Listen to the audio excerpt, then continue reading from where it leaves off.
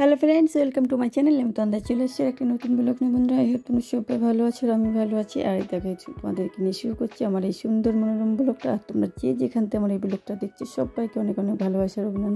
তো বন্ধুরা, ঘুম থেকে আজকে একটু লেটেই উঠেছি। কালকে কী বলো তো, একদম এখন ডায়েটের বলতে ডায়েট করছি, যে 2 কেজি ওয়েট কমাবো। আমার হাইট অনুপাতে যে ওয়েট, তার থেকে ভাবছি 2 কেজি ওয়েট কমাবো। তার জন্য একটু খাওয়া দাওয়া কন্ট্রোল এনেছি। তা রাতে মাত্র 2টো রুটি খেয়েছি, কোনো সবজি ছাড়াই। তোমাদের স্যালাড দিয়ে খেয়েছি। তো এখন এই যে কীরকম হচ্ছে, কারেন্ট চলে গেছে, তার জন্য কালো এসে গেছে। এমনি ক্যামেরা কোয়ালিটি বলে তারপরে কারেন্ট চলে গেছে, কিন্তু ক্যামেরা যেহেতু ধরা হয়ে গেছে এখন আর বন্ধ করে লাভ নেই। তো এইভাবেই চলছে। তো এইভাবে একটু মানিয়ে নাও বন্ধুরা। এই যে কারেন্ট চলে গেছে, কারেন্ট এখন কখন আসবে ঠিক নেই। তো এইভাবে কাজটা যখন শুরু করেছে। আর মেয়ে ঘুম থেকে আজকে উঠে পর বই নিয়ে বসেছে, কারণ ও টয়লেটে গেছিলো। তোমরা দেখেছি বই খাতাগুলো খাটের উপরে রয়েছে। এখন যাবে ব্যায়ামের ক্লাসে, সেই জন্যই। তার জন্য আর কি ও পড়াটা করে তারপরে যাবে। তার আর কি 7টায় ক্লাস, তার আগেই অনেকটা আগে উঠেছে আজকে। ওই চাপে পড়লে না, সেই চাপটা পড়ে গেছে। পড়াটা তো করতেই হবে, তো পড়া না করে গেলে স্কুলে যাবে, তার জন্য। আর রাতে কালকে সব ফাঁকি মেরেছে। ফাঁকি মারলে যেটা হয় আর কি, সেটাই হচ্ছে গিয়ে। আর এই দেখো ঘরটা উঠান তো মা ঝাড় দিয়েছে, সবই কমপ্লিট করেছে। আর আমি এখন উঠেছি। একবার বলছিলাম যে ডায়েট করছি, যে ওয়েট অনুপাতে। সেই ডায়েটের সত্যি কথা বলতে যে ডাক্তার দেখিয়েছিলাম আজ, সেই ডাক্তার বলেছে যে একটু রোগা থাকাই ভালো। তো তার জন্যে আপনার ওয়েট অনুপাতে তুমি করেই বলে যদিও, যে আপনার 2 কেজি ওয়েট কমালে ভালো হয়। তো তার জন্য ভাবলাম তাহলে কমাও, কী করে কমাবো। তো আমার একটা বান্ধবী আছে, বান্ধবী তো না ননদ হয়, ও আর কি সাজেশান দিলে বলতে এইরকম করো, তাহলে তো একবার কমে যাবে। তো তার জন্য সেইভাবেই খাওয়া চলছে। আর 2টো রুটি খেয়ে সত্যি কথা বলছি, এবারে আমার এতটা শরীর 2টো রুটিতে চলে না। এতটা রাতে ঘুমিয়ে থাকে, তার উঠতে ইচ্ছা করে না। তো বন্ধুরা, এই ঘরটা আমার সেই জন্য 2টো রুটি। আর এই ঘরটা দেখো না, বলতে এই ঘরে রেগুলার এই কাজ করতে হচ্ছে। এখন মিস্ত্রি নেই আছে কি কাজ, উনি কোথায় হান্দাবানি করতে গেছে। তো তার জন্য এইখানে আমার এই রেগুলার এই কাজগুলো করতে হচ্ছে। আর এটা একদম সত্যি কথা, পাথর যেখানে সিমেন্ট বালির কাজ হবে সেখানে জল যত কম হবে, সেইখানে পরে 2-4 বছর পরেই সমস্যা দেখা দেয়। কারণ আমি যে রুমটায় এখন রয়েছি, সেই রুমটায় কোনো জল বালি পড়েইনি, জল পড়েইনি।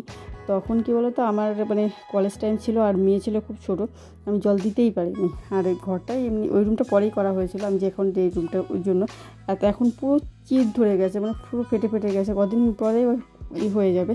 তো সমস্ত জিনিস যত্নের উপর নির্ভর করে। সেই দামি জিনিসও তুমি যদি অযত্নে রাখো না, সেই জিনিসটা বেশি দিন আয়ু থাকে না। একটা কমা জিনিসকে তুমি যদি প্রতিদিন যত্ন করো না, সেই জিনিসটা বহুকাল চলে যায়।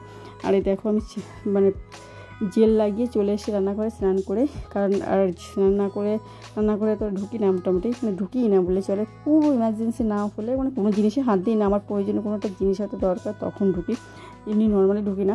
তো বন্ধুরা, এই দেখো এইদিকে অনেকটা টাইম হয়ে গেছে। মাই আর শাশুড়ি আর বৌমার মধ্যে তো বিশাল মিল, তোমরা তো জানো।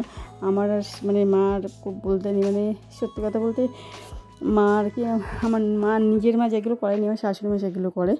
একদম আমাকে খুব খুব হেল্প করে। যে আমি যখন আজকে পুজোর চাপ নেই, কারণ পিরিয়ড হয়েছে, তার জন্য পুজো দিতে পারবো না। তো এইবার তারপরে মা এই যে রান্না শুরু করেছে। আমি যদি এই টাইম রান্না করতে আসতাম, আমার হাজব্যান্ড না খেয়ে ডিউটিতে চলে যেতাম। আর এই দেখো হচ্ছে কি রান্নার তলা একটু কমপ্লিট করে তার উপরে মধ্যেই দিয়ে দিলাম তরকারি। বলছে তরকারিটা দিয়ে দাও। রান্না হয়ে এসেছিলো পুরো। আর বলছিলাম ওই যে মা, সত্যি কথা উনি বলছিল যে উঠতে হবে না, তুমি স্নান টান করো, তোমার মতন করো, গুছিয়ে নাও। তো আমি বলছি না, তাহলে করে উনি, কারণ এরপরে পুজো দিতে আজকে বৃহস্পতিবার, পুজো দিতে বহু টাইম লেগে যাবে। আর সেই জন্য আর আমি বললাম যে মা যেটা করে না উনি সেটা করে, সত্যি কথা প্রচুর করে। তার জন্য উনিও ত্যাগ করে, আমিও ত্যাগ করি। আমরা দুজন যদি গো ধরে থাকতাম না, তাহলে সম্পর্কটা এতটা ভালো হতো না। সত্যি কথা বলতে সময় সব জায়গায় শুনি, সেই তুলনায় আমার শাশুড়ি সত্যি কথা অনেক অনেক ভালো। ওই জন্য আমার কোনো শাশুড়ি ভয়ই না, মাই বলি। সব জায়গায় মা বললে এবার বোঝে না অনেকে, যদি বলে শাশুড়ি তখন বোঝে।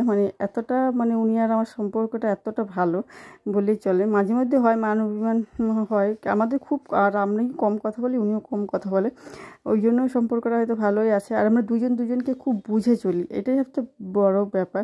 আমি কোন কাজটা করলে এখন তাড়াতাড়ি হবে, উনি কোন কাজটা করলে, এগুলো সব বোঝে। বলার খুব একটা প্রয়োজন হয় না, তবু মাঝে মধ্যে। আর আমি তো কোনো সময় বলি না যে তোমাকে এই কাজটা করতে হবে, এই কাজটা করতে হবে। তাও মানে এক জায়গায় থাকলে দুটো বাসন এক জায়গায় থাকলে তো ঠুনাঠুনি হয়। তবু ঝগড়া তো কোনোদিন আমি ঝগড়া করতে একদম পছন্দ করি। আমার দুবেলা না খেয়ে রাখবে তবু ভালো, কিন্তু ঝগড়া করার লোকজনও খুব মানে অপছন্দের, তো ভয়ও পায়, মানে নেগেটিভ যে ওরা যে কী হয়। আর এই দেখো জল দিয়েছি, আর এই সেই জল পুরো এখানে ভরে গেছে, এটাই আবার এখন এই বারান্দা মাথা সব মুছতে হবে। তো বন্ধুরা আমার ভিডিওটা এই পর্যন্ত। আর আমার শাশুড়ি আর বৌমার বন্ধন মানে এতটা ভালো বন্ধন খুব কম লোকের ভেতরে আছে, আমি আর আমার শাশুড়ির আছে।